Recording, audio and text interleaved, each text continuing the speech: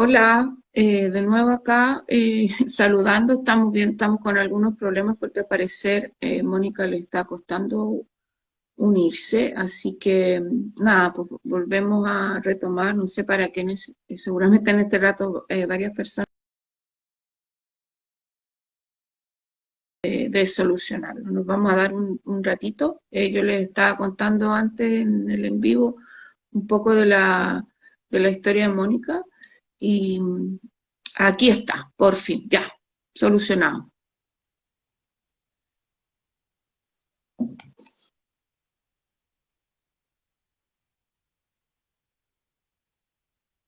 No, me dice que no se puede unir. Vamos a probar de nuevo. Ahí sí.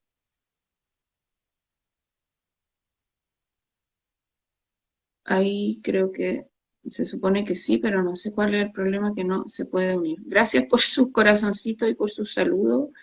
Eh, no, veo que Mónica parece que no se puede unir. Ahí está, la vuelvo a invitar y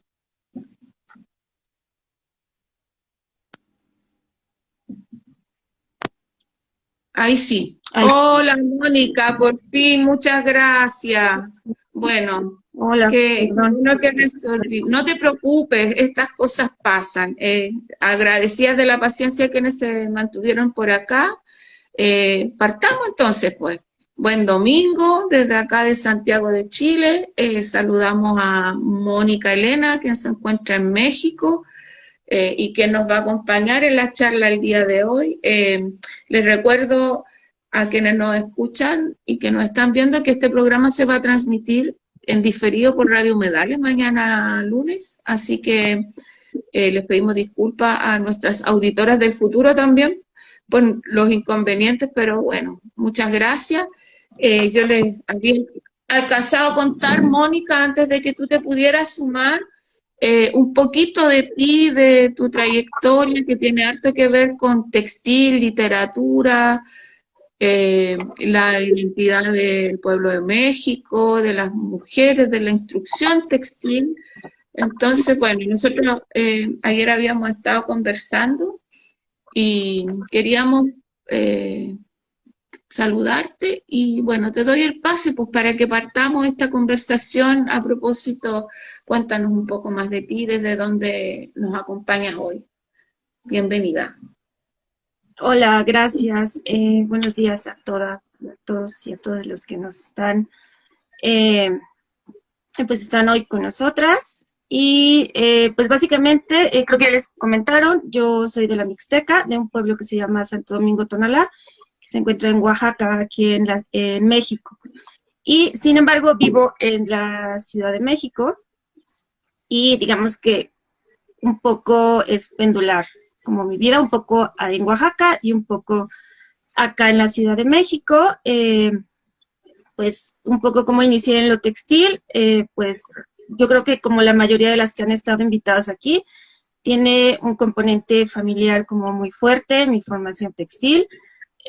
Tanto el lado de mi papá, donde su tía abuela era la maestra de textiles, digamos, o de técnicas textiles del pueblo, en la escuela del pueblo, y es una señora que hasta muy avanzada la edad, que murió como a los 90, algo así, y yo la conocí bien. Se dedicó como a cuestiones textiles, ¿no? Sí, a bordar, a tejer y demás.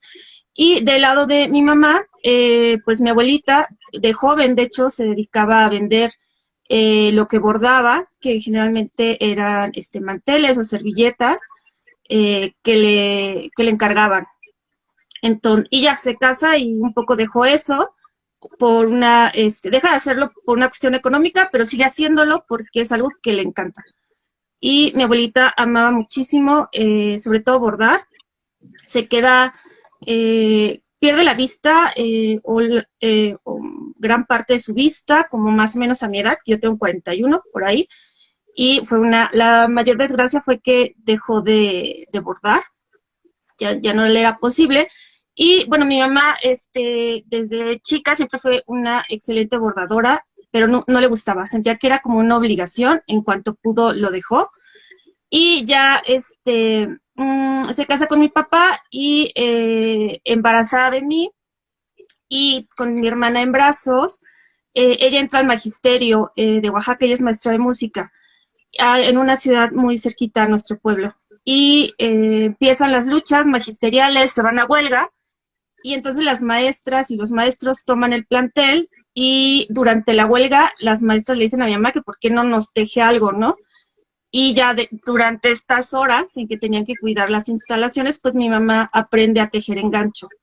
Y ella se sigue como toda mi infancia tejiéndonos suéteres y demás, y nos enseña a mi hermana y a mí como a montar agujas, a tejer un poquito, la verdad es que no tanto, pero todo lo que pueda hacer una niña de entre 6 y 7 años con las agujas. Y ya cuando empezamos como a ser más grandecitas, como a los 11, 12, mi mamá ya se olvida de completamente del tejido, como que siente que ya no es obligación para nada. Lo hace un poco igual como por obligación de, soy su mamá, tengo que tejerles y demás. Y lo olvida. Pero en esa época, mi hermana se fue una temporada a vivir con mi abuelita, cuando yo tenía como 13 años más o menos. Y cuando vamos por ella, cuando vamos a Oaxaca por ella, resulta que mi hermana ya tenía como su kit para aprender a bordar. Para mí eso fue como la locura, como de qué es esto, ¿no? Y pues ya, de ahí yo me seguí. Mi mamá me enseñó algo de lo que se acordaba, punto de cruz, cierto tipo de bordado de allá. Y ya cuando quise yo seguir, por ejemplo, con gancho, ya tuve que pedir asesorías como aparte, ¿no? Y eso ya era como cuando tenía más o menos 20 años. Y de ahí ha sido como una formación continua en los textiles, una formación que yo creo que no va a terminar. A la fecha, por cierto, yo voy a 2 talleres todavía, ¿no? Uno de costura y uno de tejido. Y lo que sí, como que he intentado, que también en algún punto me di cuenta que quería también yo ser formadora, enseñar textiles, y como que necesitaba alguna certificación, que es muy complicado generalmente encontrar, ¿no? Que te una certificación en textiles. Casi siempre son enseñanzas no formales, como en ciertos espacios. Entonces, por ejemplo, cuando me mudé a Oaxaca, en una época de mi vida, a la ciudad de Oaxaca, aproveché para ir a un centro que se llama El Casa, en Etla, en San Agustín Etla, en Oaxaca, y ahí, por ejemplo, tomaba algunos talleres de textiles y generalmente daban un reconocimiento. Y aquí en la Ciudad de México, termino yo mi maestría, siempre quise entrar a la Escuela de Artesanías, pero como que no encontraba los tiempos, tenía yo o que trabajar o estaba estudiando, y acabo la maestría y en ese año que me dedico a hacer como la tesis, digo, no, ya tengo que entrar a la Escuela de Artesanía sí o sí. No quería hacer los 3 años que dura la formación, sino que ellos tienen cursos introductorios que duran solo 1 año, te dan una certificación y solamente trabajas en el taller que te interesa. Entonces es lo que yo saqué al final y pues al fin, como digo, la cuestión de la formación yo creo que nunca termina, por lo menos para mí, no, Claro. nunca lo que diga, ya sé un montón, ya enseño, ya qué me van a enseñar, ¿no? Al contrario, como que entre más aprende uno, más sabe o se da cuenta de la ignorancia en otras cuestiones textiles. Y pues básicamente en cuestión textil me he dedicado a 3 cosas. Una ha sido la enseñanza y tuvo que ver mucho con el nacimiento de mi hija, como que me di cuenta que dar talleres me facilitaba mucho más estar con ella, pero también obtener un ingreso. También me dedico un poco al activismo textil. Al principio era en solitario, luego conocí a mis fantásticas compañeras de la colectiva textil y con ellas he estado trabajando en algunas cuestiones de activismo textil. Generalmente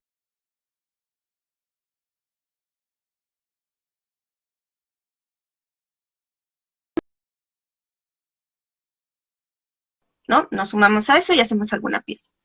Y también a la investigación, generalmente lo hago de manera independiente, como en este caso, porque no pertenezco a ningún instituto o a ninguna universidad.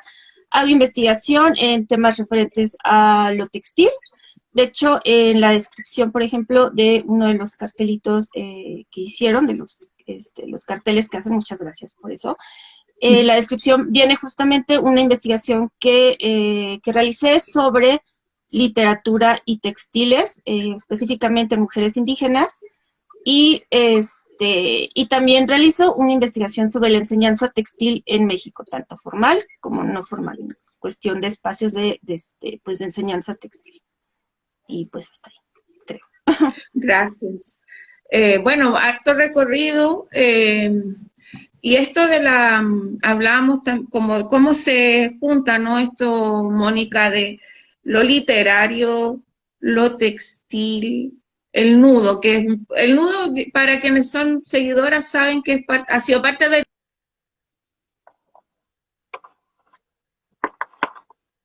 temática, partir las conversaciones. Hablemos desde ahí, pues, Mónica. ¿Qué pasa con el Sí, nudo, lo textil, la literatura, la academia, tanta cosa? claro, es que justo como cuando hablábamos del nudo en la primera reunión que tuvimos, como todas las que íbamos a participar en el ciclo de charlas, yo pensaba, es que mi nudo siempre ha sido que me dicen o como que te dedicas a lo serio, que es estudiar o dar clases de literatura, que también en algún momento me he dedicado a eso, a la enseñanza de la literatura, y lo textil como que nada más es un hobby, no tiene importancia, como que no es lo serio, no son asuntos que debería yo este, tratar. Y entonces como que la gente siempre dice, ¿por qué haces esto? ¿Por qué enseñas textiles si tú estudiaste literatura? Deberías de seguir enseñando literatura. Pero yo siempre, es que nunca he podido dejar lo textil. O sea, siempre he querido como abordar lo textil quizá desde lo académico, pero no tengo una formación antropológica. Por otro lado, tampoco me interesa tenerla, ni etnográfica, ¿no? Yo vengo desde la literatura y desde la historia del arte, y como que yo quería abordarlo un poco desde ahí. No había podido encontrar la manera. Recuerdo que cuando acabo la maestría, mi asesor ya hablando muy seriamente conmigo, me dice, ¿qué sigue, no? O sea, sigue el doctorado, ¿qué vas a hacer? Y yo le digo, es que yo quiero estudiar algo de textiles, no sé qué, no sé cómo, quisiera que fuera por ahí, porque lo textil es muy importante en mi vida, ¿no? Gran parte de lo que me define es justamente como mi oficio textil. Y claro, me mencionaba algunos estudios y demás, todos como desde personas que eran, que iban a comunidades específicas como a estudiar esa tradición textil, ¿no? De esa comunidad. Es como que por ahí yo no me interesaba mucho. Ya previamente tenía el estudio de escritoras indígenas, específicamente en el ensayo, y quería como explorar algo por ahí. No se había dado hasta el año pasado, que ya comencé a como, como a desovillar esto un poco, de cómo podría abordar lo textil y lo literario. Y tres de mis escritoras favoritas indígenas, que también vienen de comunidades con una tradición textil importante, dije, ¿por qué no lo abordo desde ahí? Y también con pensadoras indígenas que han abordado el tema del textil. Entonces pienso en Silvia Rivera Cusicanqui, que para mí ha sido fundamental esta cuestión de decir que no podemos, que esto de separar lo manual de lo intelectual no funciona en comunidades indígenas, o en la mayoría, porque también habría que ver como que en cada una cómo funciona, ¿no? Por eso me dediqué yo como a tres escrituras en específico y ver cómo funcionaba y cómo se reflejaba en su literatura. Entonces, pienso en Emma Chirix, que es una pensadora maya de Guatemala, que justamente habla de estas resistencias de los cuerpos de las mujeres indígenas al portar un huipil. Y habla de la escritura en los huipiles. O de Aura Cumes, ¿no? Que también está muy metida en el movimiento de tejedoras de Guatemala, que están buscando que se les reconozca la propiedad intelectual de sus diseños, ¿no? Entonces, bueno, a partir un poco, teniendo este marco teórico, ¿no? Con estas pensadoras, tomo tres escritoras indígenas, que una es Natalia Toledo, que además de ser escritora, ella se dedica a lo textil, y su mamá fue bordadora, y tenía una cooperativa de tejedores de hamacas. Entonces, y ella en un libro que para mí ha sido fundamental, que se llama Olivo Negro, dedica un apartado justamente a la cuestión del tejido. Entonces ella, por ejemplo, el tejido y también el bordado lo ve exactamente igual que la creación literaria, al mismo nivel, o la creación, pues sí, o digamos, arte, ¿no? Lo ve como al mismo nivel. Entonces, eso me parecía como muy, muy interesante. O Briseida Cuevas Scott, que es una escritora maya de Campeche, de aquí de México, y ella, además de que posee uno de los, o ella escribió uno de los poemas que más amo, que si nos da tiempo se los leeré. También hay un poema que se llama Irás a la escuela, donde les dice a las mujeres, a las niñas de su comunidad, que sí está bien, vayan a la escuela, aprendan todo lo que está ahí, pero regresen a su casa y también aprendan todos esos conocimientos que hay en la casa. Entonces, todos esos conocimientos incluyen el conocimiento textil. Entonces, igual, no es una cuestión de si vas a la escuela vales más o ese conocimiento vale más, ¿no? Están exactamente al mismo nivel, son igual de importantes en la formación de la comunidad, de las personas de la comunidad, aunque ahí específicamente le habla a las mujeres. Y pienso en Betty Cariño, que Betty Cariño fue una escritora ñusabi, mixteca, justo de la región de donde yo soy, activista política, asesinada justamente por sus ideas, y ella tiene una obra muy pequeña, pero muy potente. Entonces, ella escribe un poema a dos locutoras triquis que fueron también asesinadas, y habla acerca del huipil, las imágenes que pone sobre el huipil, sobre lo rojo, sobre estas imponentes mujeres de rojo. Las mujeres triquis usan un huipil rojo y es muy característico de ellas, de su tradición textil, esta indumentaria. Entonces son muy visibles. Por ejemplo, aquí en la Ciudad de México hay una comunidad triqui muy importante, muy activa, y entonces en marchas y demás, plantones y todo eso, son muy visibles las mujeres triquis, ¿no? Son las mujeres de rojo. Y el rojo, por supuesto, que tiene muchas implicaciones, ¿no? Y, y bueno, y en el caso del poema, pues el rojo también tiene que ver con, pues, la muerte, ¿no? De ellas. Sí. Y habla como el huipil, a pesar de la muerte de sus portadoras, el huipil se levanta y el huipil habla y el huipil está ahí, ¿no?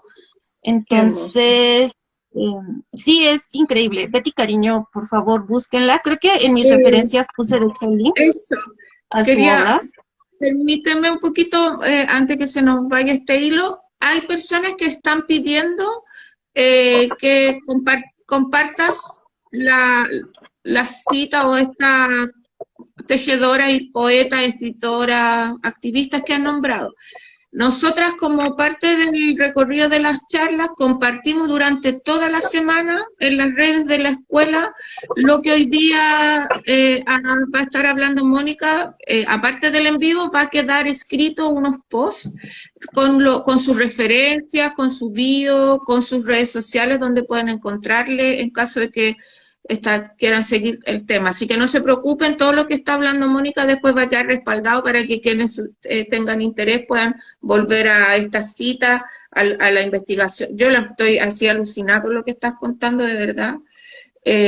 Empezamos hace poquito, Franca, así que ya después vamos a hacer un resumen, pero recuerden que la charla va a quedar grabada, así que no se preocupen.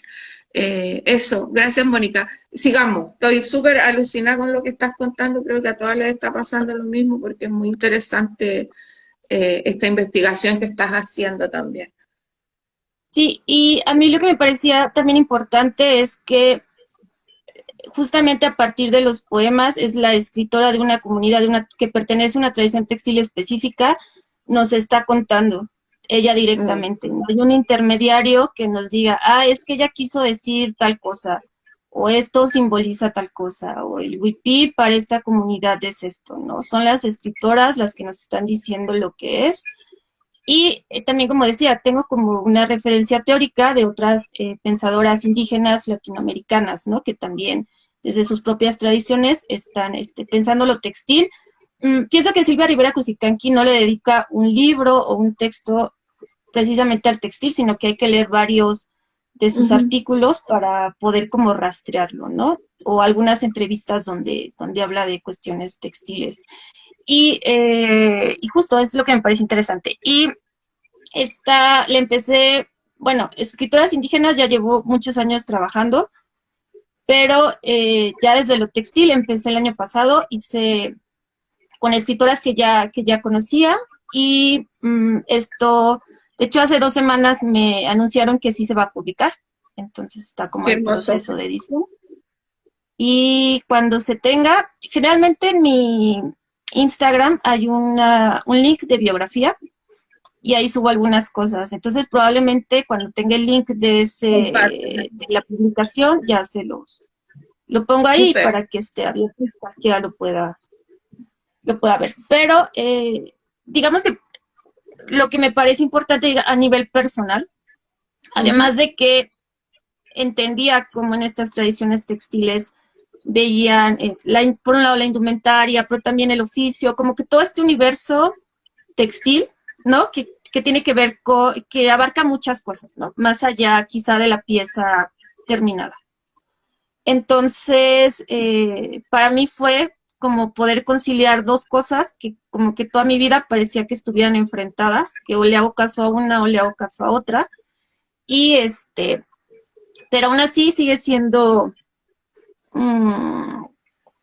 extraño para muchas personas, justo que me dedica a lo textil, pero también luego hago un poco, mucho de investigación. Y no sé, pensaba di una plática donde trabajo, el año pasado, antepasado, no recuerdo, justamente quería hablar sobre la enseñanza textil en comunidades indígenas, como escuelas comunitarias y demás. Y hablar un poco de Silvia Rivera Cusicanqui, también como para una cuestión teórica. Y uno de los participantes era un compañero mío, un amigo mío, de hecho, de la maestría. Entonces, ya expuse cómo esta cuestión de la jerarquía no existe en muchas tradiciones textiles indígenas y demás, ¿no? Y terminando la charla me pregunta, oye, ¿pero por qué sí? ¿Pero por qué enseñas textiles? Y yo así como acabo de explicar un poco, ¿no? Que no hay una jerarquía, que incluso en una tradición occidental tampoco hay una jerarquía. Pensemos en los griegos, en Atenea, que además de ser la diosa de la sabiduría, era una excelente tejedora, ¿no? Por ahí también está el mito de Ariadna. Ya después, ¿no? Ya en un contexto histórico ya se hace esta jerarquía, ¿no? Y también se habla de artes aplicadas, ¿no? Que son artes menores y artes mayores, ¿no?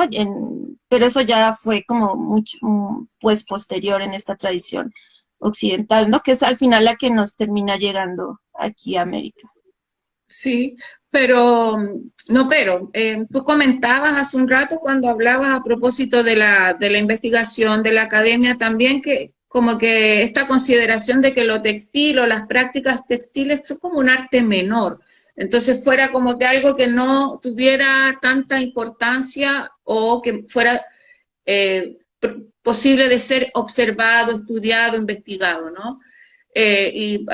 Pienso en el poema que hablaste de la escuela, donde le dice la madre que es importante lo que aprende en la casa, pero también lo que aprende en la escuela. Entonces, ahí hay algo que me parece muy importante de que relevarlo, eh, porque además todos los procesos que se viven en torno a lo textil, muchos procesos tienen que ver con lo íntimo, tienen que ver con lo político también en las comunidades, tienen que ver con la resistencia, el hecho de que los textiles sigan persistiendo pese a que hay industrialización y que tú puedes comprarte un chaleco que se demoran 5 minutos en hacer una máquina o llevar un bordado, que hasta los bordados son imitados, sacándolo del arte como artesanal, ¿no?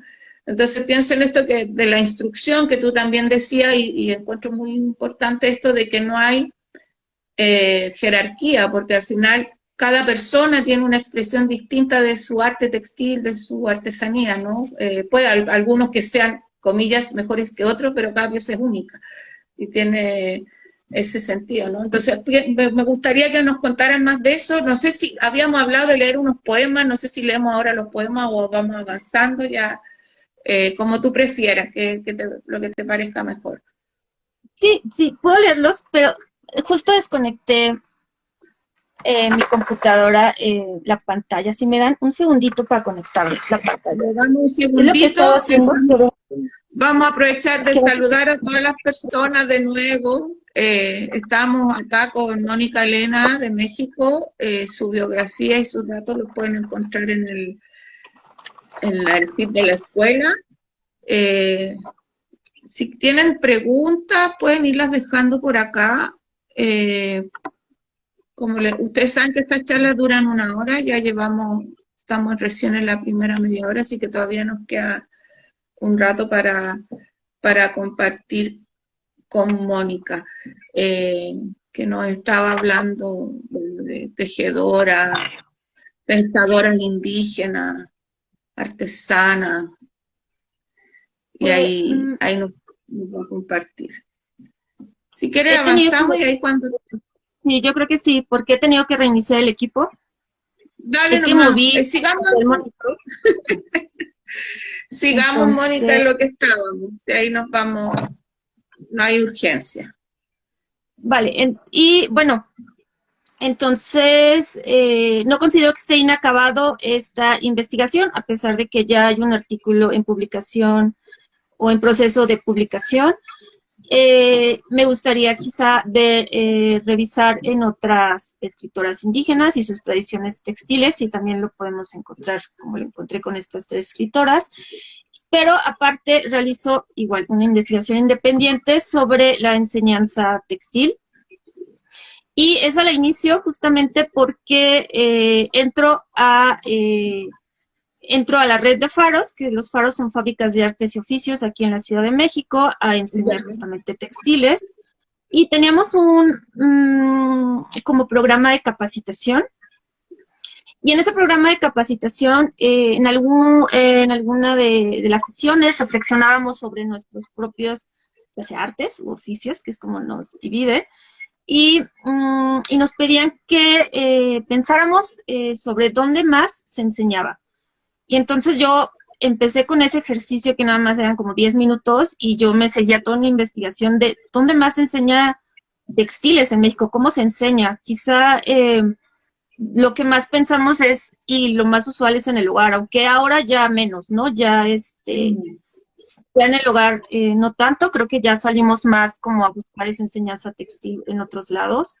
Me parecía también, me parece importante como encontrar estos espacios que todavía persisten y algunos que ya definitivamente han desaparecido, ¿no? He encontrado, me parece interesante también encontrar, por ejemplo, en el siglo XIX, que había, o en la época de la colonia aquí en México, que había establecimientos, como se les llamaba, que a lo mejor eran estancias para personas huérfanas, pero que tenían un componente que era de formación. Entonces, en oficios, generalmente había telares, ¿no? Entonces, todo eso me encanta a mí buscar, qué tipo de telares, qué tipo de instrucción había.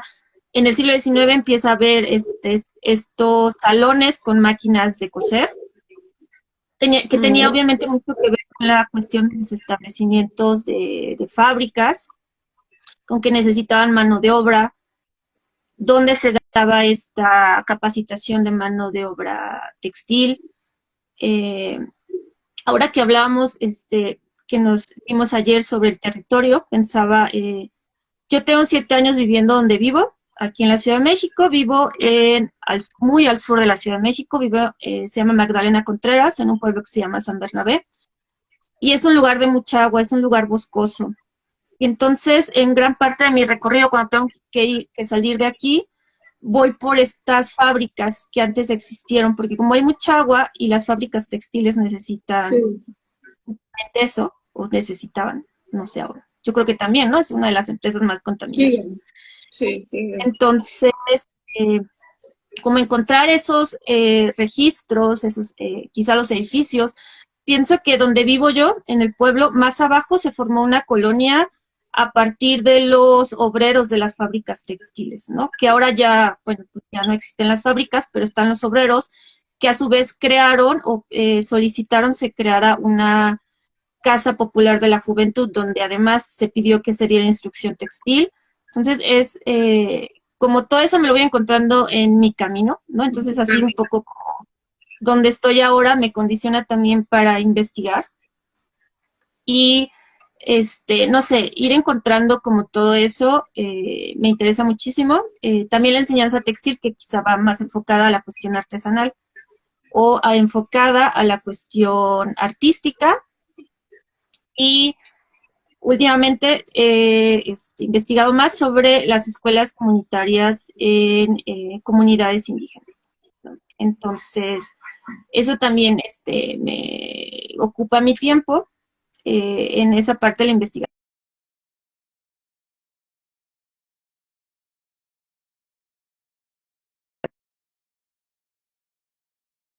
La ñ no me la dejó poner Instagram. Entonces, lo que se ve en ese perfil de Instagram es un poco lo que yo voy recopilando. No es exactamente todo lo que tengo, porque también como sentarme, sistematizar la información, decir qué pongo y qué no, también me lleva cierto tiempo. Y a veces no me gusta solo poner la foto, ¿no? Pienso en una cárcel, Lecumberri. Ya no existe, ahora es la General de la Nación en México. Pero por mucho tiempo Lecumberri fue la cárcel aquí en la Ciudad de México, un centro penitenciario, y encontré unas fotos de los talleres de telares y de máquinas de coser. Si yo pongo eso, o sea, pongo taller textil en Lecumberri, generalmente uno dice, ah, qué bien, les daban instrucción textil a los presos, ¿no? O como ahora que investigo y a veces voy con mi esposo, me dice, guau, hace 50 años qué buen gobierno, mira todo lo que les daba. Yo digo, pero no puedo solo poner eso. O sea, Lecumberri era una cárcel de presos políticos, se vivía un horror. Hay textos, hay novelas sobre eso, hay películas sobre eso. Y no solamente es poner, le daban una instrucción textil, qué bien lo hacían, ¿no? Mira, sí estaban interesados. Entonces también por eso me llevó un tiempo. Por ejemplo, ahora localicé fotos de los 80s de una instrucción textil que se les dio a una comunidad en Yucatán. Inicia justamente el Instituto Nacional Indigenista, que ya no existe ahora, que ha cambiado de nombre, pero inicia capacitaciones textiles en las comunidades indígenas. Eso también trae toda una problemática en sí, y una problemática que ha explotado mucho más ahora, que tiene mucho que ver con justamente lo que pelean las tejedoras de Guatemala, ¿no? Llega un diseñador, según a trabajar con ellas, mueve algunos diseños, toma una iconografía, le cambia algún color y lo registra como un diseño propio, ¿no? Quitándole todo el derecho a estas mujeres. Entonces, hay como muchas cosas que por eso me tardo en subirlo.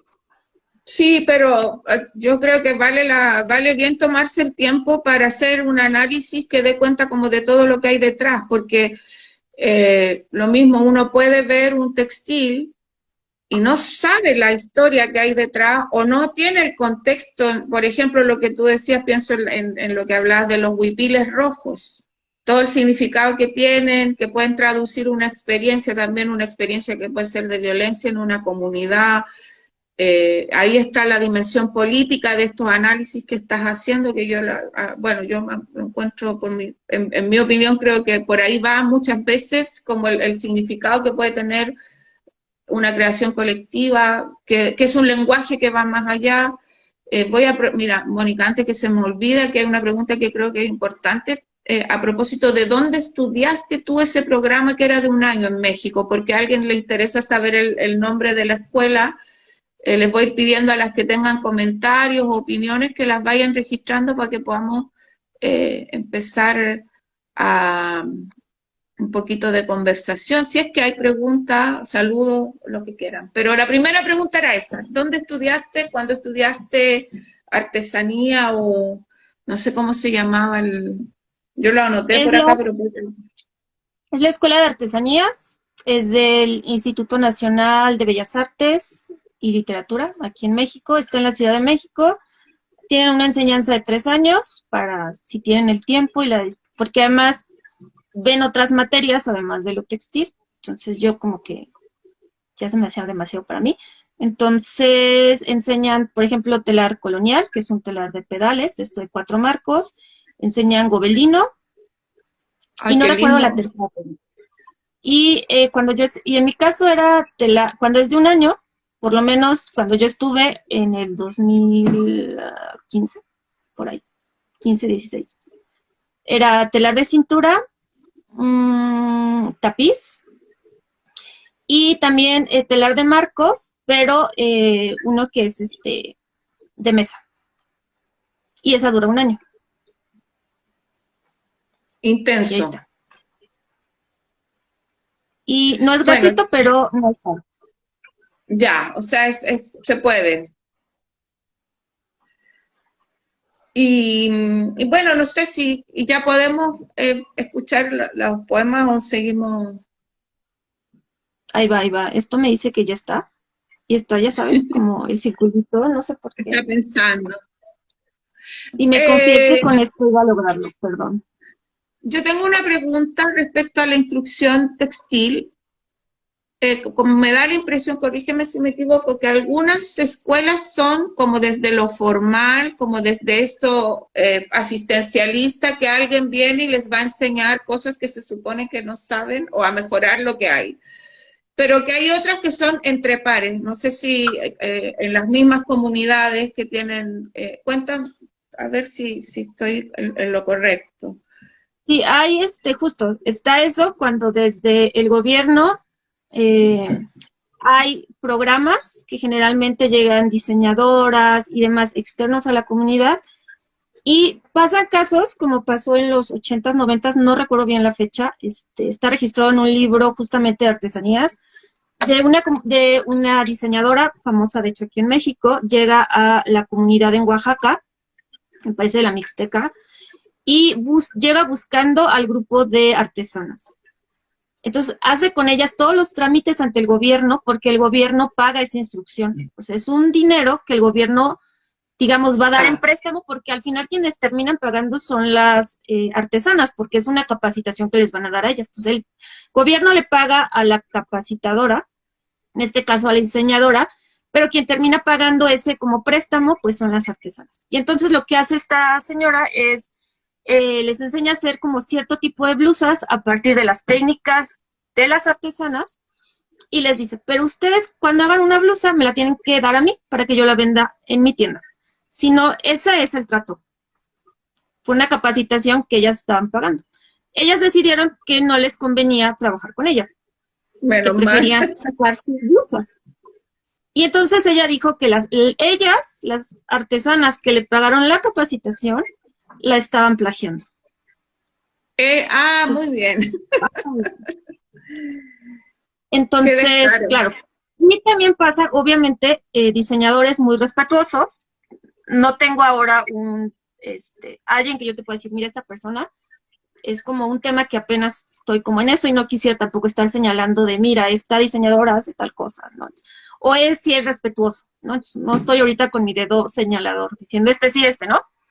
Creo que hay algo que hay que investigar más. Este caso sí está registrado desde los 90s. ¿Qué pasó? Eso, que esta diseñadora acusa de plagio a unas artesanas que además pagaron una capacitación. Ellas lo pagaron con sus recursos. Que además le Y pagaron a también ella.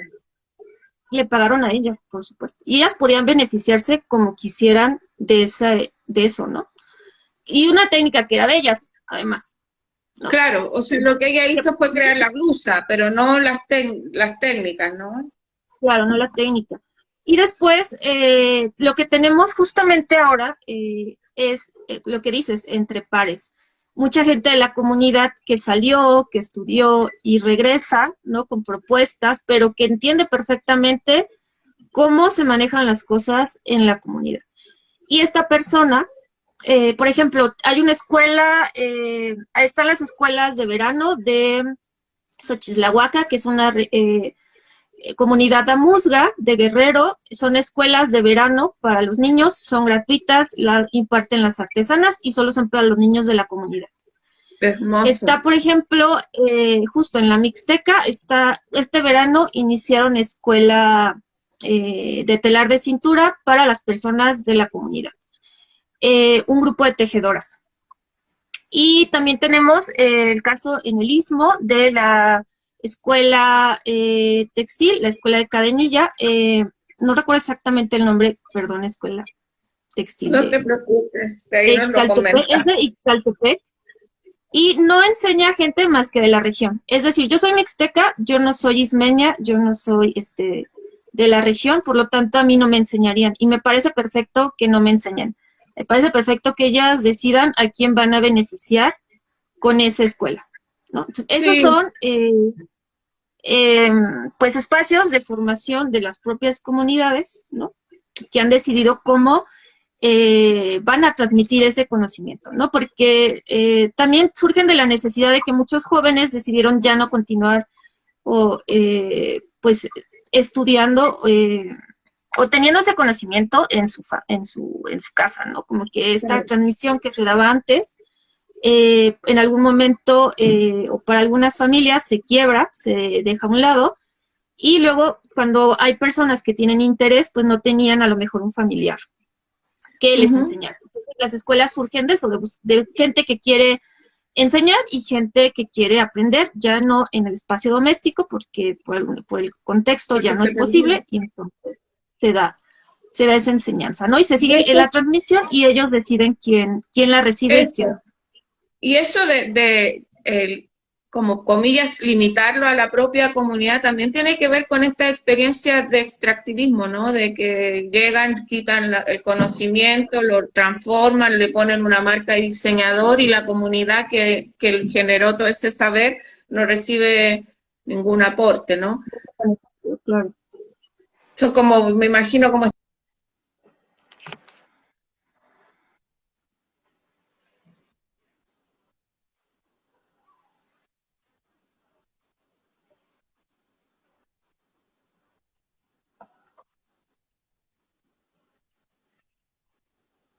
Sí, es justo.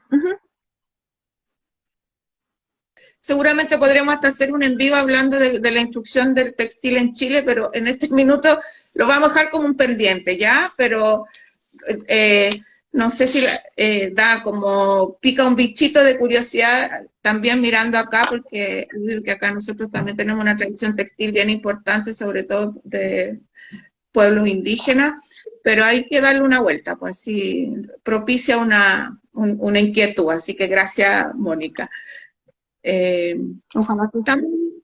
No sé si alguien tiene acá, alguien hable como de la escuela de artesanía antigua, sí, eso. No sé si alguien tiene más preguntas o seguimos avanzando en la conversación, porque ya, increíble cómo pasa el tiempo. Ya nos quedan como 8 minutos. Sí, pero ya... le vamos a dar un poquito más por la dificultad, pero sí, como 10, 15 minutos yo creo que estamos. Vale, ya creo que ya quiere abrir esto. Estupendo, estupendo. Ya abrió, déjenme buscar si quieren el documento y leo los poemas.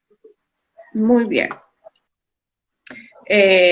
Bueno, entonces recordarles que ya estamos en agosto, nos quedan algunos domingos todavía de las charlas de la Escuela Libre Textil. Hemos estado haciendo un trabajo importante para subir toda la info que ya tenemos de las charlas a nuestro canal de YouTube. Hemos estado en ese trabajo de recopilación, la parte del equipo de la escuela estamos en eso. Y pronto les vamos a tener novedades a propósito de esta posibilidad de seguir difundiendo lo textil, así que como les decíamos hace un rato, todo lo que estaba hablando Mónica va a quedar registrado en la difusión que hemos estado haciendo de su conversación de hoy, y también ahí ella nos compartió las citas, nombró varias escritoras indígenas, artesanas, habían algunas que yo ubicaba perfecto de nombre y otras que no las había escuchado, así que lo agradezco harto, me Me llama harto la atención esta activista de apellido Cariño, Beli Cariño, Betty Cariño. eh, Betty Cariño. Así que yo les invito también a aprovechar este espacio de la escuela como para ir abriendo conversaciones, no solo colectivas, también pueden ser personales respecto a sus trayectorias, de lo que implica el arte textil, el hacer textil, la artesanía, no sé, ser parte de una comunidad, de un grupo de personas que se unen en torno a este lenguaje, que también puede ser una posibilidad de subsistencia también, de economía comunitaria. eh, Así que aquí nos dicen que imperdible los domingos de la mañana las charlas de la escuela. Les agradecemos, a nosotros desde acá lo disfrutamos mucho porque también nos da la oportunidad de conocer a gente de otros lugares, con otras experiencias, y eso. Ya, Mónica. Y ya Síguenos. tengo por fin el documento. Entonces, de Briseida Kovaskov, este es un poema súper chiquitito, y luego les digo el de la escuela, que es un poquito más extenso. Entonces, este se llama Tu primer arete. Porque naciste hembra, tu madre jaló un hilo de su corazón y te lo enhebró en la oreja como tu primer arete. Entonces, aquí me encanta porque si bien hace una Hermoso. referencia textil, una evocación textil, no hablaba quizá del oficio, pero, por otro lado, todas las traducciones, lo voy a decir todo en español, todas las traducciones son hechas por las mismas autoras, ¿vale? Son sus palabras Ya, exactas. súper. Y justo el de tú irás a la escuela solo es un fragmento al que les leo porque está muy largo. Tú irás a la escuela, no serás cabeza hueca, traspasarás el umbral de tu memoria, hasta adentrarte en tu propia casa, sin tener que tocar la puerta. Irás a la escuela, pero volverás a tu casa, a tu cocina, a pintar con achiote el vientre del metate. Perdón. A que lama la lengua del tizne tu albo fustán, a inflar con tus pulmones el globo flama, a que jueguen tus ojos los delgados dedos del humo, a leer el chisporreo en el revés del comal, a leer el crepitar del fuego. Y este poema se llama Hermoso. Irás a la escuela, pero escuela es shuk.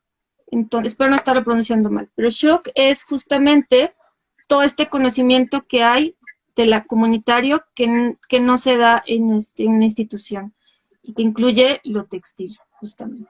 Hermoso. Y de Natalia Toledo,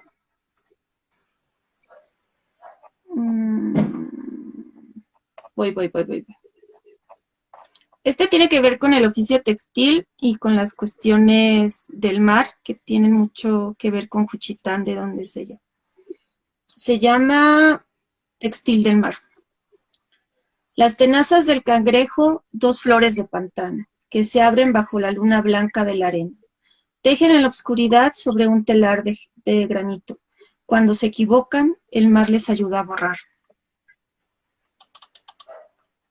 Y tiene muchos dedicados a su mamá y al oficio textil. Entonces las invito a que lean Olivo Negro de Natalia Toledo. Denme un segundo. Por ejemplo, dice, cuando mi madre borda, el aliento de Dios sopla sobre el telar. De la punta de sus dedos crecen 7 flores rojas que tiñen el algodón de la noche. Qué hermoso. Y Betty Cariño, igual el texto es muy grande, solo voy a decir un fragmento. Betty Cariño solo escribía en español y en algunos de sus ensayos tiene frases en mixteco, sobre todo los inicios, pero bueno, esta sí es completamente en español, no es traducción de ella. Aquí están las imponentes mujeres de rojo. Su voz acuñó nuestros sonidos y altiva traspasó cercos, derribó murantes indestructibles. Y al puño de la palabra dijo basta, basta ya. Nunca más nuestra voz será negada. Tu huipil se levanta, tus pasos nos avanzan, tus manos se oyen, tus ojos vigilan. Están aquí, nunca se han ido, hoy vivas, vivas en nuestra voz y pensamiento, vivas en nuestra palabra, vivas en la red, andan la esperanza. Su voz rompió el silencio. Qué hermoso. Muy Y si quieren, hermoso. para también de Betty Cariño. Creo que este no tiene, muchos de sus poemas no tienen título, pero sí están reunidos en un texto que está en internet en PDF y es muy sencillo encontrar. Dice, aquí no más vergüenza por la piel, por la lengua, por el vestido, por la danza, por el canto, por el tamaño, por la historia. Aquí el orgullo de sernos morenitas, chaparritas, llenitas, ñusabis bonitas, ñusabis valientes, con la frente digna. Aquí no el silencio, aquí el grito, aquí la digna rabia. Qué hermoso. Son muy Ay, sí. bonitos, muy fuertes, sí, conmueven. Oye, Mónica, mira acá, Patricia nos hace un comentario, dice, es posible que como los textiles son realizados en su mayoría por mujeres, sería considerada una actividad menor, como un menosprecio desde el patriarcado. Sí, yo creo que sí, Sí. no lo voy, sí, de todas maneras tiene que ver con eso. Y bueno, no sé, la cosa, la mirada desde el patriarcado menosprecia todo lo que no sea productividad también, ¿no? El ritmo del textil es otro, del vivir de lo textil, de estar en lo textil son otros tiempos, entonces obvio a la mirada capitalista tampoco les interesa, así que creo que va por ahí también.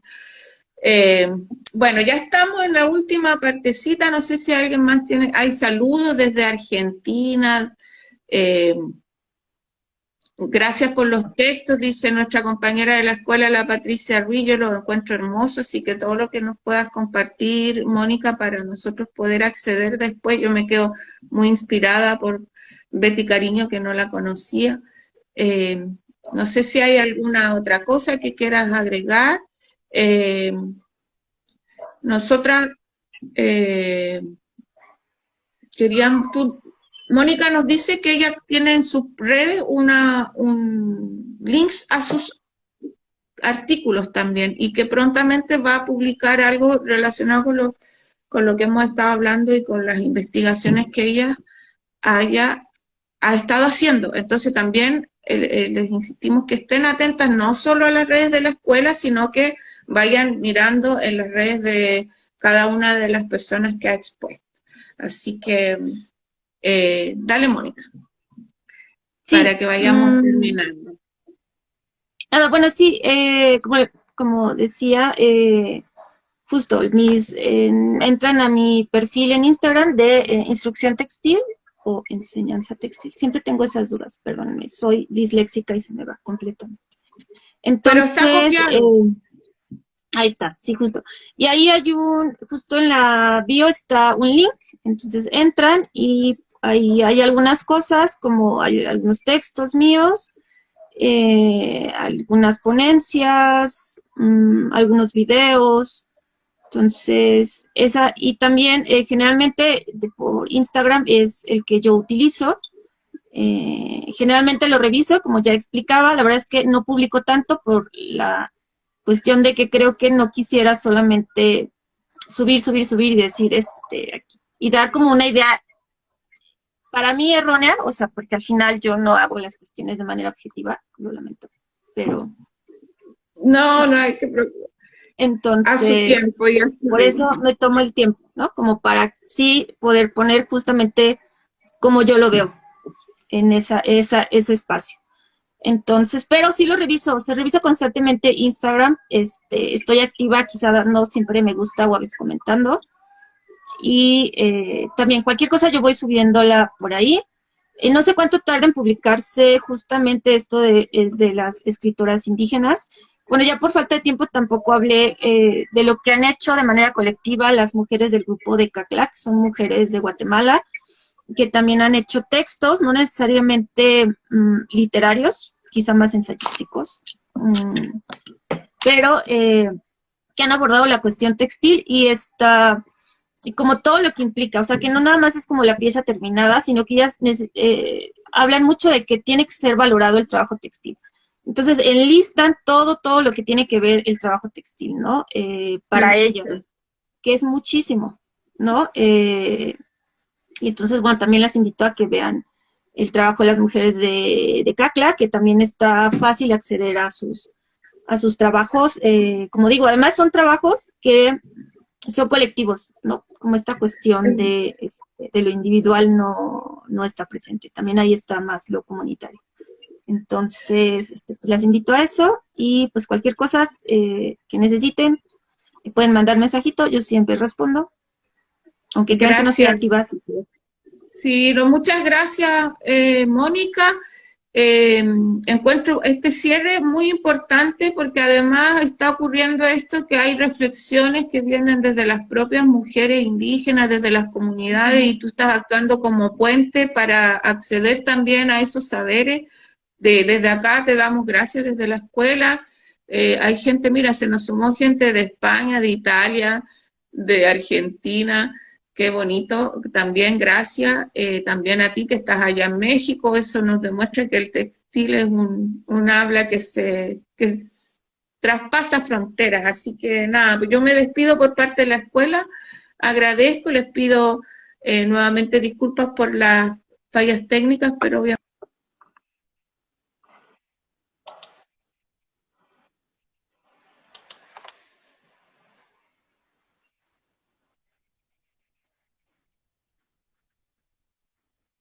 humedales. Así que me despido, un gusto, Mónica, que Un gusto, nos seguiremos encontrando. Cariños, claro que sí. gracias por Aquí estamos todo. cada domingo. Cuídense mucho, nos vemos. Gracias por Muchas todo. gracias, hasta luego. Hasta luego.